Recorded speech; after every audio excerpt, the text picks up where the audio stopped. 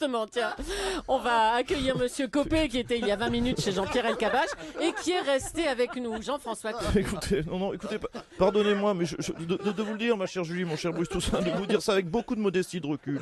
J'ai beaucoup de considération pour votre rédaction, mais je trouve le spectacle qui est donné ce matin dans votre radio, dans votre rédaction, est totalement lamentable. Je vous le dis, c'est totalement inapproprié. Concernant la sortie pathétique de François Fillon, pardonnez-moi de vous le dire, monsieur. Génial.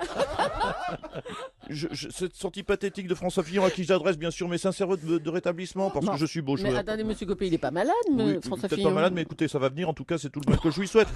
Il y a eu, écoutez, non, s'il vous plaît, s'il vous plaît, monsieur Morandini, ne vous évitez pas non plus. C'est pas digne de votre rang. Écoutez, il y a une élection, un résultat a été donné. Je fais partie aujourd'hui de la droite décomplexée. Je le dis sans complexe. Nous avons triché, oui, mais de la manière la plus régulière. Alors, Bah oui, mais attendez, il y a quand même ce résultat des Dom-Tom qui fait basculer le scrutin en faveur de François Fillon, notamment à Wallis et Futuna. non, mais écoutez, pardonnez-moi de me répéter, même Julie, mais c'est une situation ubuesque et totalement ridicule.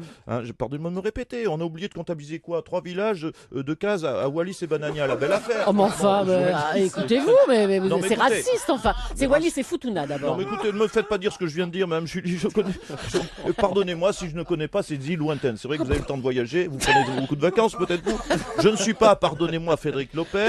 Alors, s'il faut prendre maintenant une pirogue pour aller en rendez-vous en terre inconnue pour voir ce qui s'est passé là-bas, c'est déjà beau que nos amis de couleur aient le droit de vote. Si en plus il faut dépouiller leur bulletin, pardonnez-moi. Mais c'est horrible, la Non, mais écoutez, s'il faut ouvrir chaque noix de coco dans les dom-toms pour savoir si un bulletin glisse à l'intérieur, si un bulletin Fillon, non, on n'en sortira pas, pardonnez-moi de vous le dire. Je le dis avec beaucoup de modestie et beaucoup de. Bah écoutez, moi, en tout cas, je constate que vous êtes de plus en plus décomplexé. Hein. Il y a vraiment que ça à dire. Non, mais écoutez, je vois votre refrain éculé, bien sûr, le refrain Copé, le rugue raciste. Non, mais s'il vous plaît, si vous prenez un petit peu de hauteur. J'étais dans ma ville de Mont pour visiter une mosquée. Sachez que je respecte beaucoup les musulmans et leur prophète malhonnête. Alors, mais c'est pas malhonnête, c'est Mahomet.